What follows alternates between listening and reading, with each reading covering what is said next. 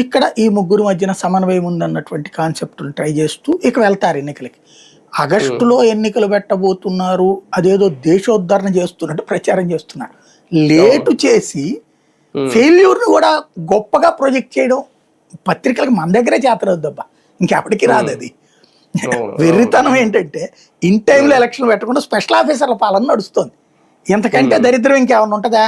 164 సీట్లు వచ్చినటువంటి కూటమి ఆఫ్టర్ ఆల్ 11 సీట్లు ప్రతిపక్ష హోదా కూడా లేనటువంటి వైఎస్ఆర్ కాంగ్రెస్ పార్టీకి భయపడి ఎన్నికలు ఇంత ఆలస్యం చేస్తుందా?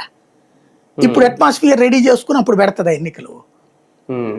దాన్ని బట్టి అక్కడ వాళ్ళు అనవసరమైన కంగారు పడుతున్నారని అర్థమవుతుంది కదా. సమన్వయం లోపించింది. ఇప్పుడు ఎన్నికలు పెడితే నాకు తెలిసిన రిజల్ట్ అయితే రివర్స్ అవుతుందే తప్పించి ఏమి వైసీపీకి ఫేవర్ ఏం కాదు. స్థానిక ఎన్నికలు తెలివైన వాళ్ళు అయితే మొన్న పెట్టేసి ఉండాల్సింది. ఎందుకు ఆగారు అంటే ఇదే ఆ నీలం సహానికి భయపడి. నీలం సహానికి భయపడ్డం అంటే కేఏ పాలన చూసి భయపడినట్టే. ఎందుకు చేశారో తెలియదు వీళ్ళు. అవును సార్, ఇప్పుడున్న పరిస్థితుల్లో నిజంగా అంటే మున్సిపల్ ఎన్నికలకే ముందు వెళ్ళాలనుకుంటున్నారు, వీళ్ళని కూడా పరీక్షించుకోవాలనుకుంటున్నారు ఒకసారి ముందు. ఏ పరీక్షలు లేవండి, ఓవరాల్గా ఇక్కడ రొటీన్ అదంతా. మున్సిపాలిటీలు కార్పొరేషన్లు ఎందుకంటే సర్పంచ్ ఎన్నికలకు వచ్చేటప్పటికి సింబల్ ఎన్నికలు కాదు అవి. అవును, అది ఎవరు పెడతారు? అది వాస్తవంగా అయితే ఎన్నికల కమిషనర్ డిసైడ్ చేయాలి. ఇప్పుడు ఎన్నికల కమిషనర్ ఇలా మనిషిని పెట్టుకుంటారు కదా, అప్పుడు కూడా ఇలా మనిషి ఉన్నాడు క్రిందసారి.